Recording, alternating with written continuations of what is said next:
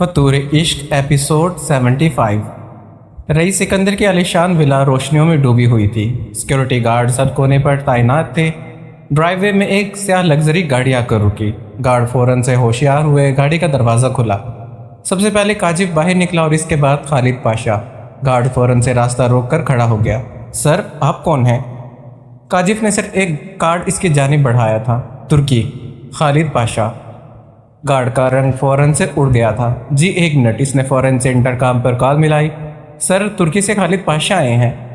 अंदर study room में बैठा रईस सिकंदर कुछ पॉलिटिकल फाइल देख रहा था। नाम सुनते इसने फाइल को बंद किया। खालिद पाशा? उसकी भवें हल्की सी सुकड़ गई। ये पाकिस्तान क्या कर रहा है? इन्हें अंदर भेजो। चंद मिनट के बाद स्टडी रूम का दरवाज़ा खुला। खालिद पाशा पुरसकून अंदाज में अंदर दाखिल हुआ। काजिफ उसके पीछे ही था। रईस सिकंदर अपनी कुर्सी से उठकर खड़ा हो गया। दोनों चंद लम्हे एक दूसरे को देखते रहे। रईस ने अदब से हाथ बढ़ाया। अस्सलाम वालेकुम पाशा। खालिद पाशा ने उसका हाथ थामकर हल्का सा सर हिला दिया। वालेकुम अस्सलाम, रईस ने पुरसकून लहजे में कहा। पाकिस्तान में खुश आमदीद। मुझे उम्मीद नहीं थी कि आप इतनी जल्दी दोबारा पाकिस्तान तशरीफ़ ले आएंगे। खालिद पाशा ने सीधा उसकी आंखों में देखा था। मजबूरी आ जाए तो सफ़र की मुद्दत नहीं देखी जाती। रईस ने हल्की सी मुस्कुराहट के साथ सामने वाले सोफे की जानिब इशारा किया। प्लीज़ पाशा, तशरीफ़ रखिए। दोनों बैठ गए। रईस ने सीधा पूछा, खैरियत तो है? खालिद पाशा कुछ लम्हे इसको देखता रहा, फिर इसने सीधा सवाल किया, रईस, तुमने उस लड़की को उठवाया है? रईस की आंखें एक पल के लिए ठहर गई। उसके जहन में फ़ौरन से यास्मीन का चेहरा उभरा। पाशा को कैसे पता चला? मगर उसने अपनी हैरानगी चेहरे से जाहिर नहीं होने दी। उसने पुरसकून लहजे में कहा, आपको किसने बताया? ये अल्फाज सुनते खालिद पाशा के दिल को सुकून मिला। तो खबर सही थी, वो वाकई इसके पास है। उसने आराम से सोफे के पुश से टेक लगा ली। मतलब कि वो तुम्हारे पास ही है? रईस ने सिर्फ इतना कहा। हाँ, लेकिन आप इसके बारे में क्यों पूछ रहे हैं? काजिफ खामोशी से दोनों की गुफ्तगू देख रहा था। खालिद पाशा ने गहरी सांस ली। मैं सिर्फ इतना कहने आया हूँ कि उस लड़की को अपनी दुश्मनी का हिस्सा मत बनाओ। अरसम से तुम्हें जो भी हिसाब है वो अरसम से चुकता करो, लेकिन उस लड़की को बीच में मत घसीटो। रईस ने उसकी जानिब गौर से देखा और दिल में सोचा, यास्मीन? आखिर खालिद पाशा को इससे इतनी हमदर्दी क्यों है? उसने धीरे से पूछा। पाशा, आप उसे जानते हैं? खालिद पाशा के होठों पर हल्की सी मुस्कुराहट उभरी। जितना जानना चाहिए उतना जानता हूँ, बाकी कहानी कभी और। रईस की उलझन और बढ़ गई। आप उसके लिए तुर्की से पाकिस्तान आ गए? खालिद पाशा ने सिर्फ इतना कहा, मगर अगले ही लम्हे उसके जहन में एक ख्याल बिजली की तरह कूदा। ये मैं क्या कर रहा हूँ? अगर रईस को अंदाज़ा हो गया कि मैं भी अनुरल से मोहब्बत करता हूँ तो वो मुझसे भी दूर कर देगा इसको, मेरी कमज़ोरी को अपना हथियार बना लेगा। उसकी आंखों में एक सर्द चमक उभरी। खालिद पाशा कभी अपनी कमज़ोरी किसी पर जाहिर नहीं करता। एक काम करता हूँ, रईस को अरसम के खिलाफ और भड़का देता हूँ। दोनों एक दूसरे के खून बहा देंगे और अगर एक बच भी गया तो इसका हिसाब खालिद पाशा कर देगा, और इसके बाद मेरी कोइन सिर्फ मेरी होगी। खालिद पाशा ने धीरे से गला खंकारा, फिर पुरसकून लहजे में बोला, रईस, तुम मेरी बात का गलत मतलब निकाल रहे हो। ये किसी लड़की का मामला नहीं है, ये मर्दानगी का मामला है। रईस ने भवें उठाई। खालिद पाशा ने बात जारी रखी। सोचो, कल लोग क्या कहेंगे? रईस सिकंदर एक लड़की को ढाल बनाकर अरसम से लड़ रहा है। क्या ये तुम्हारी शान के खिलाफ है? क्या ये तुम्हारी शान के लायक है? अगर अरसम तुम्हारा दुश्मन है तो इसके सामने खड़े हो जाओ, इसे हराओ, इसका नामो निशान मिटा दो। लेकिन एक लड़की को बीच में लाकर इसे ब्लैकमेल करना, ये मर्दानगी नहीं, ये कमज़ोरी है। मर्द वो होता है जो अपनी दुश्मन की आंखों में आंखें डालकर उसे शिकस्त दे। अरसम से लड़ना है तो इसके सामने खड़े हो जाओ, फिर इसे अपने कदमों में गिरा कर दिखाओ। उस दिन दुनिया भी तस्लीम करेगी कि सिकंदर वाकई जीता है, वरना लोग सिर्फ इतना कहेंगे कि रईस सिकंदर एक बेगुनाह लड़की के पीछे छुपकर जंग जीत गया। रईस कुछ लम्हे तक खामोशी से इन्हें देखता रहा और इसके चेहरे पर गुस्सा का कोई भी असर नहीं था, सिर्फ एक मायने खेज मुस्कुराहट थी। पाशा, मर्दानगी के मशवरे मुझे आपसे ही लेने चाहिए। काजिफ की नज़र फ़ौरन से रईस पर गई। रईस ने आखिरी बात अधूरी छोड़ दी। रईस ने बात अधूरी नहीं छोड़ी। आखिर आप वाकई ही बहुत बड़े मर्द हैं, तभी तो कयान आज भी तुर्की में बादशाह बनकर घूम रहा है। कमरे की फिजा इसी पल में सर्द हो गई। काजिफ ने फ़ौरन से अपनी जगह से उठकर खड़ा हो गया। रईस, अपनी ज़बान को लगाम दो, हद में रहो। रईस ने उसकी जानिब देखा भी नहीं। उसकी नज़र सिर्फ खालिद पाशा पर जमी थी। मैं हद में ही हूँ, बस सच कह रहा हूँ। किसी और को मर्दानगी का दर्ज देने से पहले अपनी जंग का हिसाब देख लो। कयान ने आपकी पूरी सल्तनत को हिला दिया है और आज भी जिंदा फिर रहा है। آپ نے یہی اصول قیان پر کیوں نہیں آزمایا؟ پہلے اس کی مافیا پاور ختم کرتے، اس کے لوگ چنتے، اس کی حکومت گرا دیتے، پھر آج میرے سامنے بیٹھ کر مردانگی کا لیکچر دیتے، یا یہ اصول صرف دوسروں کے لیے ہیں؟ کاشف کا چہرہ غصے سے لال ہو گیا تھا۔ بس ایک لفظ اور۔ رئیس نے اس کی بات کاٹ دی۔ میری بات صرف پاشا سے ہو رہی ہے۔ پھر اس نے بہت ہی پرسکون لہجے میں خالد پاشا کو دیکھا۔ پاشا، میں آپ کی بہت عزت کرتا ہوں، صرف اس لیے کیونکہ آپ میرے والد کے دوست ہیں، لیکن یہ عزت کبھی بھی آپ کے حق میں نہیں دے گی آپ کو یہ حق نہیں دے گی کہ آپ میری پلاننگ میں دخل دیں یا میری دشمنی کے طریقے طے کریں۔ میں نے ترکی آ کر کبھی آپ کے دشمنیوں میں دخل نہیں دیا، اسی لیے امید کرتا ہوں آپ بھی میری دشمنیوں کو میری مرضی پر چھوڑ دیں گے۔ خالد پاشا اب تک خاموش تھا، مگر اس بار وہ دھیرے دھیرے اپنی جگہ سے اٹھ کر کھڑا ہو گیا۔ اس کی آنکھوں میں سکون پہلی بار ٹوٹا تھا۔ وہ رئیس کے بالکل قریب آ کر رکا۔ دونوں کی نظریں ایک دوسرے سے ٹکرائی۔ خالد پاشا کی آواز بہت دھیمی تھی، مگر اس میں چھپی آگ صاف محسوس کی جا سکتی تھی۔ ٹھیک ہے، پہلے میں قیان کا حساب چکتا کرتا ہوں، اس کے بعد تمہیں دکھاؤں گا کہ اصل مردانگی کس کو کہتے ہیں۔ یہ کہتے اس نے رئیس کے کندھے کو تھپتھپایا۔ کاشف، چلو۔ دونوں اسٹڈی روم سے باہر نکل گئے۔ دروازہ زور سے بند ہوا۔ کمرے میں چند لمحے تک گہری خاموشی چھائی رہی۔ فرحان نے دروازے کو دیکھا جہاں سے خالد پاشا گیا تھا، پھر رئیس کو مڑ کر بولا، سر ایک بات کہوں؟ رئیس نے بے پرواہی سے جواب دیا، کہو۔ فرحان کچھ پل سوچتا رہا۔ عجیب بات ہے، لیکن نہ جانے کیوں مجھے لگتا ہے کہ پاشا اس لڑکی سے محبت کرتا ہے، اسی لیے وہ آپ کو ارسن کے خلاف بھڑکانے کی کوشش کر رہا ہے تاکہ آپ اس لڑکی کو کوئی نقصان نہ پہنچا سکیں۔ مجھے بھی یہی لگا تھا، لیکن میں یقین سے کوئی بات نہیں کہہ سکتا۔ اس نے فرحان کو دیکھتے ہوئے حکم دیا۔ فرحان، ایک کام کرو، پتہ لگاؤ یاسمین اور خالد پاشا کا آپس میں کیا تعلق ہے، کبھی دونوں ملے ہیں یا نہیں، کہیں کوئی پرانا کنیکشن تو نہیں؟ ایک بات کی تحقیق چاہیے مجھے۔ فرحان فوراً سے سیدھا ہو کر بولا، جی سر۔ رئیس نے کرسی کی پشت سے ٹیک لگائی اور رسی دبا کر کہا، اپنی بیٹی کی عمر کی لڑکی کے لیے ترکی سے پاکستان آ گیا، حد ہے۔ عمر دیکھی ہے اپنی، لگتا ہے بوڑھا واقعی سٹیا گیا ہے، بڑھاپے میں عشق کے دورے پڑ رہے ہیں۔ فرحان بھی مسکرا دیا تھا۔ خیر سر، عشق انسان کو اندھا کر دیتا ہے۔ رئیس نے ہنسی کو روکا اور پھر کہا، لیکن بڈھے نے تو پورا دماغ ہی گوا دیا ہے۔ لاؤنج میں عجیب سی خاموشی چھائی تھی، ہر چہرہ اداس تھا۔ مہنور دھیرے دھیرے سیڑھی سے اتر کر لاؤنج میں آئے۔ سامنے سعد، زین، حمزہ اور احان کھڑے تھے۔ چاروں کی نظریں اس پر ٹکی تھی، کسی کے پاس الفاظ نہیں تھے۔ آخر مہنور نے خاموشی کو توڑا۔ اس کے ہونٹوں پر ہلکی سی مسکراہٹ تھی، مگر آنکھوں میں نمی بھری ہوئی تھی۔ میں ہمیشہ سوچتی تھی کہ ارسم بھائی کے بعد میں کسی اور کو کبھی بھائی نہیں کہہ پاؤں گی۔ اس نے چاروں کو دیکھا، لیکن آپ چاروں نے مجھے غلط ثابت کر دیا۔ اللہ نے مجھے ایک نہیں 4 اور بھائی دے دیے۔ سعد نے ہلکی سی مسکراہٹ کے ساتھ نگاہیں جھکا لی۔ مہنور دھیرے دھیرے اس کے قریب آ گئی۔ سعد، تم نے ہمیشہ مجھے سمجھایا جب میں گھبرائی، تم نے ہمیشہ میرا حوصلہ بڑھایا۔ پھر اس نے زین کو دیکھا۔ زین، تم ڈانٹتے بھی تھے، لیکن ہر ڈانٹ کے پیچھے فکر ہوتی تھی۔ ہمیشہ لگتا تھا جیسے سچ میں میرا کوئی بڑا بھائی مجھے سمجھا رہا ہو۔ حمزہ کی جانب دیکھ کر اس کے ہونٹوں پر ہلکی سی مسکراہٹ آئی۔ حمزہ، تم نے کبھی مجھے اداس رہنے ہی نہیں دیا، ہر وقت میری ٹانگ کھینچنا اور پھر خود ہی مجھے ہنسا دینا، یہ سب بہت یاد آئے گا۔ آخر میں اس کی نظر احان پر پڑی۔ احان، جتنی دفعہ مجھے حفاظت کی ضرورت پڑی، تم ہمیشہ میرے سامنے دیوار بن کر کھڑے ہو گئے۔ اس کی آواز بھر آ گئی۔ تم لوگ میرے لیے صرف دوست نہیں ہو، میں تم سب کو بہت مانتی ہوں، بہت عزت کرتی ہوں۔ اگر کبھی میری کسی بات سے، کسی حرکت سے تم لوگوں کا دل دکھا ہو تو مجھے معاف کر دینا۔ یہ کہتے اس کی آنکھوں سے آنسو بہہ نکلا۔ سب سے پہلے سعد اس کے قریب آیا۔ اس نے پیار سے مہنور کے سر پر ہاتھ رکھا۔ پاگل لڑکی، معافی اپنوں سے نہیں مانگی جاتی۔ تم ہمیشہ ہماری چھوٹی بہن تھی، ہماری چھوٹی بہن ہو اور ہمیشہ رہو گی۔ زین نے مسکراتے کہا تھا، ہیر کے بعد اگر کسی نے اس گھر میں ہمارے دل کے اتنا قریب جگہ بنائی ہے تو وہ تم ہو۔ حمزہ نے فوراً سے بات پوری کی۔ سچ کہوں، پہلے ہمیں لگا تھا کہ تم صرف کچھ دن کی مہمان ہو، لیکن پتہ ہی نہیں چلا کب تم اس گھر کی عادت بن گئی۔ اب تو لگتا ہے کہ گھر میں تمہاری آواز نہیں ہو تو گھر ادھورا لگتا ہے۔ مہنور کی آنکھوں سے آنسو اور تیزی سے بہنے لگے۔ احان دھیرے سے اس کے قریب آیا۔ اس نے نرمی سے کہا، ہم سب تم سے ایک بات کہنا چاہتے ہیں۔ مہنور نے آنسو پونچھتے اس کی جانب دیکھا۔ احان نے بہت ہی سنجیدگی سے کہا، زندگی میں کبھی کسی کی حرکتوں کو دیکھ کر اسے جج مت کرنا، پہلے اس کی نیت سمجھنے کی کوشش کرنا۔ ہر انسان جو کرتا ہے ضروری نہیں اس کے پیچھے وجہ ہو جو دنیا کو نظر آ رہی ہو۔ سعد نے دھیرے سے اس کی بات کو آگے بڑھا دیا۔ کبھی کبھی جو لوگ سب سے زیادہ سخت نظر آتے ہیں، اندر سے اندر سے وہی سب سے زیادہ ٹوٹ رہے ہوتے ہیں، حمزہ نے ہلکی سی مسکراہٹ کے ساتھ کہا۔ اور کبھی کبھی جو انسان تم سے زیادہ دور جا رہا ہوتا ہے، ہو سکتا ہے وہی تم سب سے زیادہ محفوظ رکھنے کی کوشش کر رہا ہو۔ ماہنور نے الجھن سے چاروں کو دیکھا۔ تم لوگ آج عجیب عجیب باتیں کیوں کر رہے ہو؟ زین نے صرف مسکرا کر سر ہلایا۔ ہر بات کا جواب وقت دیتا ہے، ہم نہیں۔ کچھ لمحوں کی خاموشی کے بعد ایہان نے نرمی سے کہا، ویسے میں بھی تمہارے ساتھ پاکستان آ رہا ہوں۔ ماہنور حیران رہ گئی۔ کیا؟ ایہان نے سر ہلایا۔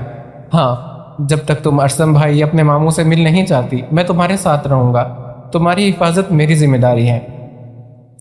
خالد پاشا بھی پاکستان میں ہے؟ یہ سنتے ماہنور زور سے ہنس پڑی۔ تم بھی نا؟ خالد پاشا؟ اگر مجھے کسی سے ڈر لگتا ہے تو خالد پاشا سے نہیں، تمہارے بھائی سے۔ ویسے تمہارا وہ بھائی ہے کہاں؟ نظر ہی نہیں آ رہا۔ لگتا ہے پھر کسی کی زندگی برباد کرنے گیا ہوگا، یا کسی کو مارنے، اللہ ہی جانے۔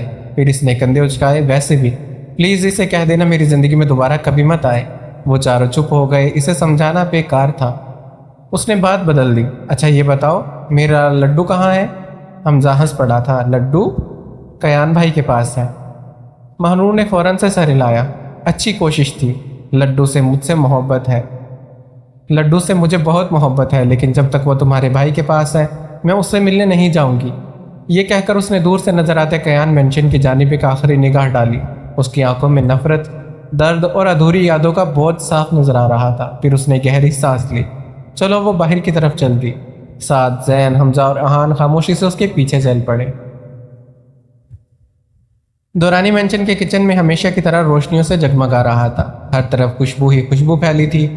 گلبانو کچن سٹاف کو ہدایات دے رہی تھی، 2 میڈ سبزیاں کاٹ رہی تھی، ایک کوک سوپ تیار کر رہی تھی، اور ایک کونے میں بہارے اپنے کام میں مگن کھڑی تھی۔ اس کے سامنے چھوٹی سی ٹرے رکھی تھی اور اس پر آریش کی پسندیدہ کافی تھی، اس کا فیوریٹ چاکلیٹ موس، اور اس کی پسند کے چھوٹے چھوٹے سینامون کوکیز سج رہے تھے۔ بہارے بہت احتیاط سے ہر چیز کو ڈیکوریٹ کر رہی تھی، کبھی کریم کی شیپ ٹھیک کرتی، کبھی چاکلیٹ سیرپ کی لائن۔ اس کے ہونٹوں پر ہلکی سی مسکراہٹ تھی۔ گلبانو دور سے اسے دیکھ کر مسکرا رہی تھی۔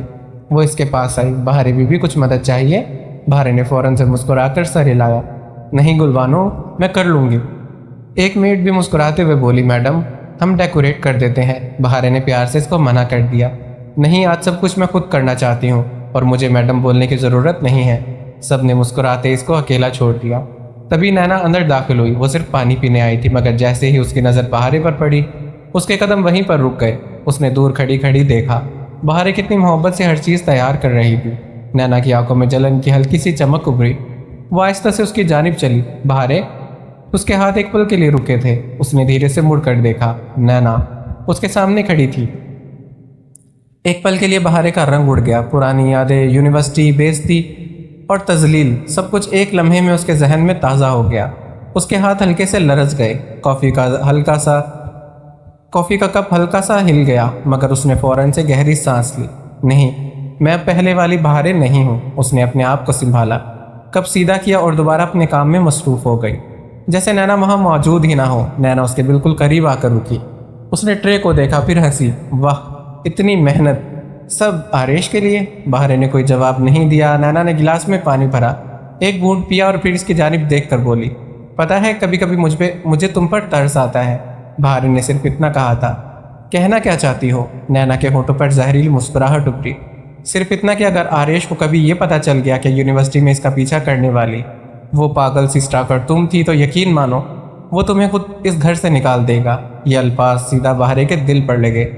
اس کی سانسیں ایک پل کے لیے بے اختیار تیز ہو گئی، انگلیاں پھر سے لرز اٹھی، مگر اگلے ہی لمحے اس کے ذہن میں آریش کا چہرہ ابھرا، اس کا مان، اعتبار، اس کی دیوانگی، اس کی شدت، اس کی محبت، اس کا جنون۔ بہارے نے آہستہ سے اپنی مٹھیاں بھیجی۔ اس نے گہری سانس لی۔ دل اب بھی دھڑک رہا تھا، لیکن ڈر کی جگہ آریش کی محبت نے اس کے اندر ہمت بھر دی تھی۔ اس نے اپنی نظر اٹھا کر نینا کی آنکھوں میں سیدھا دیکھا۔ اس بار ان نظروں میں گھبراہٹ نہیں تھی، صرف یقین تھا اپنی آریش پر اور اپنی محبت پر۔ پھر وہ بہت ہی پرسکون انداز میں اپنا دوپٹہ ہلکا سا گردن سے ہٹا کر اس کی سفید گردن پر آریش کے دیے ہوئے نشانات صاف نظر آ رہے تھے۔ نینا کی نظر جیسے ہی ان نشانوں پر پڑی، اس کا چہرہ سخت ہو گیا۔ مٹھیاں اتنی زور سے بھیج گئی کہ انگلیوں کی رگیں ابھر آئی۔ اس کی آنکھوں میں جلن صاف نظر آ رہی تھی۔ بہارے نے اس کی آنکھوں میں دیکھتے بہت ہی نرمی سے کہا، تم دنیا کی ہر چال چل سکتی ہو، مجھے بدنام کر سکتی ہو، مجھے رلا سکتی ہو، لیکن جس محبت میں سچائی ہو اور جس رشتے پر اللہ کی رحمت ہو، اللہ انہیں کبھی الگ نہیں کرتا۔ نانا تلخ ہنس پڑی تھی۔ محبت؟ بہارے، تم ابھی بھی لوگوں کو پہچان نہیں پائی۔ مرد کو جب نیا کھلونا ملتا ہے اس سے پیار اور اس کی حفاظت بھی کرتا ہے، لیکن جس دن اس سے دل بھر جائے سب سے پہلے اسے وہی مرد پھینک دیتا ہے۔ اس نے بہارے کے گردن کے نشانوں کی جانب اشارہ کیا۔ ان نشانوں کو دیکھ کر اتنا خوش مت ہو، یہ ہمیشہ نہیں رہیں گے، لیکن سچ ہمیشہ زندہ رہتا ہے۔ وہ اور قریب آ گئی، اور جس دن آریش کو سچ پتہ چل گیا اس دن وہ تمہارے چہرے کی طرف دیکھنا بھی پسند نہیں کرے گا۔ بہارے کے چہرے پر اس بار مسکراہٹ آئی۔ اس نے دھیرے سے کہا، مجھے اپنی محبت پر پورا بھروسہ ہے، جس محبت کو میں سالوں پہلے ہمیشہ کے لیے کھو چکی تھی، جس کے دوبارہ میری زندگی میں لوٹ آنے کا میں نے کبھی خواب بھی نہیں دیکھا تھا۔ اللہ نے میری پاک محبت کو پہچانا، اس نے میری دعا قبول کی، اس نے آریش کو میری زندگی میں دوبارہ بھیج دیا، اور اس بار ہمیشہ ہمیشہ کے لیے۔ بہارے کی آنکھوں میں شکر کے آنسو چمک اٹھے تھے۔ جس رشتے کو اللہ خود جوڑ دے اسے دنیا کی کوئی طاقت الگ نہیں کر سکتی، نہ تم، نہ تمہاری نفرت، اور نہ ہی تمہاری دھمکیاں۔ کچن میں ایک گہری خاموشی چھا گئی۔ نینا بس اس کو دیکھتی ہی رہ گئی۔ اس کے دل میں جلن اور نفرت پہلے سے کئی گنا بڑھ چکی تھی، اور بہارے دوبارہ سے مسکراتے آریش کے لیے ٹرے سجانے لگی، جیسے اس نے نینا کی ایک بھی بات کو اپنے دل تک پہنچنے نہیں دیا ہو۔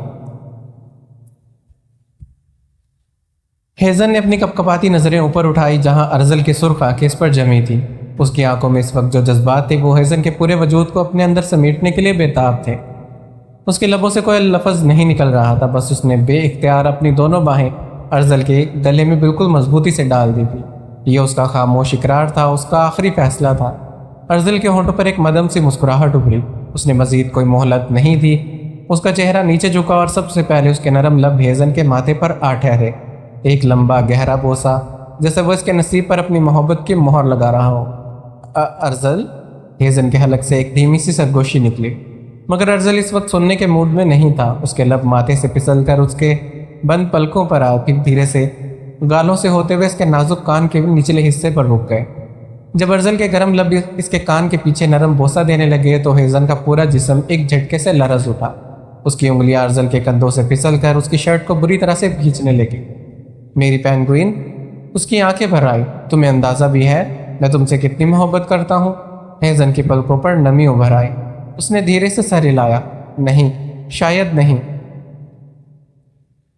میں بھی شاید کبھی لفظوں میں نہیں بتا پاؤں گا۔ اس نے دھیرے سے اپنا رخ بدلا اور ہیزن کی سرخ پڑتی تھوڑی پر اپنے ہونٹ رکھ دیے۔ اس کے ہاتھ جو پہلے ہی ٹکے ہوئے تھے اب آہستہ سے نیچے آئے اور اب ہیزن کے کھلے ہوئے بالوں میں الجھ گئے۔ اس کے گرم لب تھوڑی سی پھسل کر آہستہ آہستہ ہیزن کے سرخ اور نازک گردن پر اتر آئے تھے۔ جب اس کے تپتے ہوئے ہونٹوں نے گردن کی نرم جلد کو چھوا تو ہیزن کے حلق سے ایک بے اختیار آہ نکل گئی۔ جذبات کی بے خودی میں اس نے ہیزن کے گردن پر ایک نرم مگر شدت بھرا لمس چھوڑا، اور اس کے یہ دیوانہ وار لمس ہیزن کے پورے جسم میں ایک بجلی کی طرح دوڑ گیا تھا۔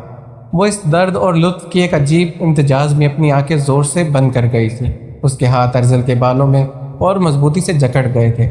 گردن سے ہوتے اس کے لب ہیزن کے بیوٹی بون پر آئے اور پھر آہستہ آہستہ اس کی دھڑکنوں کی جانب سرکنے لگے۔ ہر بوسے کے ساتھ ہیزن کی سانسیں تیز رفتاری سے تیز ہوتی جا رہی تھی۔ اس کی وجود کی سرسراہٹ ارزل کو مزید دیوانہ بنا رہی تھی۔ اس کی نظریں اب ہیزن کے نازک کمر پر چمکتے، اس سنہری کمر بند پر ٹک گئی تھی جو کمرے کی مدم روشنی میں جھلملا رہا تھا۔ ارزل مزید نیچے کو جھکا اور انتہائی نرمی سے اور احتیاط سے اپنے لبوں کی گرفت میں اس کمر بند کو سنہری لڑی میں لیا۔ اس کے ہونٹوں کا یہ لمس ہیزن کے پورے وجود میں ایک عجیب احساس دوڑا گیا تھا۔ کمر بند کو اپنے لبوں سے دھیرے سے الگ کرتے ارزل نے اپنے گرم لب ہیزن کی نازک ناف پر رکھے اور دیوانہ وار چومنے لگا، جس سے ہیزن کے سانس پوری طرح سے سینے میں اٹک گئی تھی۔ اس نے بے اختیار چادر کو اپنی مٹھی میں جکڑا جبکہ اس کا پورا وجود ارزل کے اس دیوانہ وار لمس سے سر تپاؤں کانپ گیا تھا۔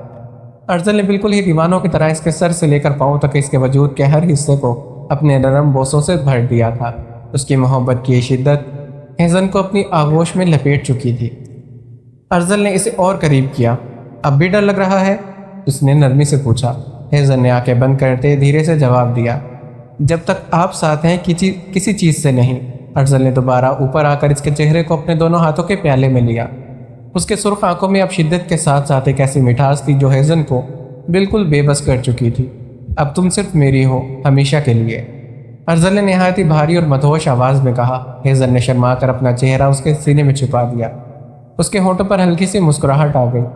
ارزل، میں بہت خوش ہوں، ارزل نے اس کی جانب دیکھ کر دھیرے سے کہا، اور میری خوشی، میری پوری زندگی آج میری باہوں میں ہے، اور میری جان اس ننھے سے پینگوئن میں بستی ہے۔ ارزل نے اس کے کانپتے لبوں کو اپنے لبوں میں جوڑا۔ ہیزن نے ایک پل کے لیے اپنی آنکھیں زور سے بند کی۔ کمرے کی خاموشی میں ان کی تیز چلتی سانسیں ایک دوسرے میں دم توڑنے لگی۔ اس کے بعد دونوں کے درمیان رہے سہے سارے پردے ایک ایک کر کے ہٹتے چلے گئے۔ ارزل نے ہیزن کے سرخ پڑتی آنکھوں میں دیکھا جہاں جذبات کا ایک طوفان تھا۔ اس نے بالکل بھاری اور مدہوش آواز میں ہیزن کے کان کے پاس سرگوشی کی۔ کیا میں تمہاری روح میں اتر جاؤں میری پینگوئن؟ ہیزن نے بنا کچھ کہے شرم اور محبت کے عجیب امتزاج میں اپنی آنکھیں زور سے بند کر لی اور ارزل کو خود میں سمیٹنے کے لیے اپنی باہیں اس کے گرد لپیٹ دی، اور اگلے ہی لمحے دونوں کے درمیان محبت کا وہ سفر شروع ہوا جہاں لفظوں کی ضرورت نہیں رہی۔ ایک نئے اور اندیکھے جذبات کے جھٹکے کے ساتھ ارزل اس کی روح میں اترتا چلا گیا۔ ہر ایک لمس انہیں جذبات کے اس سمندر میں لے جا رہا تھا جہاں سے وہ دونوں تھے۔ اس کی روح ایک دوسرے میں ڈھل رہی تھی۔ زندگی کی ساری سختیاں، سارے ڈر اور ساری ناراضگی اس ایک رات کی آغوش میں پگھل کر ختم ہو چکی تھی۔ دو جسم ایک جان بن گئے تھے اور ایک بالکل نئے احساس میں ڈھل چکے تھے جہاں شدت اور محبت میں مل کر انہیں ہمیشہ کے لیے ایک دوسرے کا کر دیا تھا۔ مگر محبت کے اس انتہا پر کھوئے ہوئے ان دونوں معصوم دلوں کو بالکل بھی اندازہ نہیں تھا کہ قسمت کے صفحے پر اگلے ہی دن ان کی جدائی لکھی تھی۔ انورل کا غصہ ساتویں آسمان پر تھا۔ یہ کیا بدتمیزی ہے، مجھے فوراً نیچے اتارو، وہ اس کی گود میں مچلتے بولی تھی، لیکن سامنے بیٹھا شخص اسے اور مضبوطی سے سنبھال کر بیٹھا رہا۔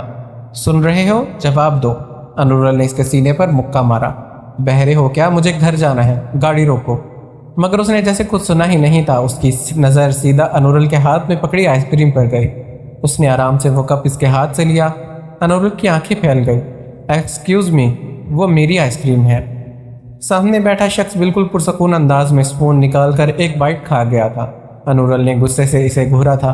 چور، مجھے پہلے اٹھا کر لے آئے، اب میری آئس کریم بھی کھا رہے ہو۔ دوسرا چمچ بھی اس نے اتنے ہی سکون سے کھا لیا۔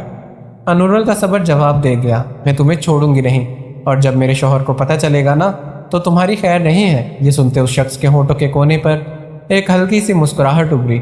اس نے ایک اور چمچ آئس کریم کا آرام سے منہ میں ڈال لیا، پھر بالکل گہری اور بدلی آواز میں بولا، اچھا تو دیکھتے ہیں تمہارا شوہر تمہیں مجھ سے کیسے بچاتا ہے۔ وہ آ گیا نا تو تم خود اسے مجھے واپس دے کر بھاگ جاؤ گے۔ سامنے بیٹھے شخص نے آئیبرو چڑھائی۔ اتنا یقین ہے اپنے شوہر پر؟ یقین نہیں، غرور ہے۔ سامنے بیٹھے شخص چند لمحے تک اس کو دیکھتا رہا، پھر اس نے ہلکی سی جھکی آواز میں پوچھا، اور اگر تمہارا یہ غرور تمہارا شوہر خود مٹی میں ملا دے تو؟ انورل اسے گھورتے بولی تھی، کیا مطلب؟ وہ اور قریب جھک گیا۔ اگر وہ خود تمہیں کسی دوسرے کے حوالے کر دے تب بھی اتنا ہی غرور رہے گا؟ ایک پل کے لیے انورل کی دھڑکن بے اختیار تیز ہو گئی، مگر اگلے ہی لمحے اس نے اس کی آنکھوں میں دیکھ کر بڑے ہی اعتماد سے جواب دیا، میرا شوہر ایسا کبھی نہیں کرے گا، کبھی بھی نہیں۔ سامنے بیٹھا شخص بس خاموشی سے اس کو دیکھتا رہا۔ اس کے ہونٹوں پر وہی معنی خیز مسکراہٹ پھیل گئی تھی۔ اس نے آئس کریم کا کپ ایک جانب رکھا اور بنا کوئی مہلت دیے اچانک گاڑی کے ڈیش بورڈ کے نیچے سے ایک رسی نکالی۔ چھوڑو مجھے، یہ کیا کر رہے ہو؟ انورل ایک دم سے بری طرح سے مچل اٹھی تھی، مگر اس شخص کی گرفت اس کی کمر پر پہلے سے کہیں زیادہ سخت ہو چکی تھی۔ تمہاری ہمت کیسے ہوئی؟ اس نے پیر ہلا کر نیچے اترنے کی کوشش کی، لیکن وہ پھر اسے اپنی گود میں سنبھال کر بٹھا گیا تھا اور تیزی سے انورل کے دونوں نازک ہاتھ پاؤں کو ایک ساتھ باندھ دیا۔ بالکل پاگل ہو گئے ہو؟ شش، اس شخص نے اس کے بعد درمیان میں کاٹ دی۔ اس نے بلیک کلر کا ایک ٹیپ نکالا اور انورل کے سرخ کپ کپاتے ہونٹوں پر چپکا دیا۔ ایک پل کے لیے رکا، اس نے انورل کے اس معصوم اور بے بس چہرے کو دیکھا اور پھر آہستہ سے جھک کر ٹیپ کے اوپر اس کے ہونٹوں پر ایک گہرا شدت بھرا بوسہ دیا۔ اس کے اس لمس سے انورل کی سانسیں تیز ہو گئی تھی۔ اس شخص نے جیب سے ایک سیاہ کپڑا نکالا۔ ایک ہی لمحے میں اس نے انورل کی آنکھوں پر پٹی باندھ دی اور پھر اسے زور سے اپنے سینے میں بھیج دیا۔ آئی ایم سوری انو، لیکن مجھے یہ کرنا ہی پڑے گا۔ اگر آپ کو یہ ایپیسوڈ اچھی لگی تو ویڈیو کو لائک کر دیں، ہمارے چینل کو سبسکرائب نہیں کیا تو سبسکرائب کر دیں، اور کمنٹ باکس میں بتائیں کہ آپ کو یہ سٹوری کیسی لگ رہی ہو۔ اللہ حافظ۔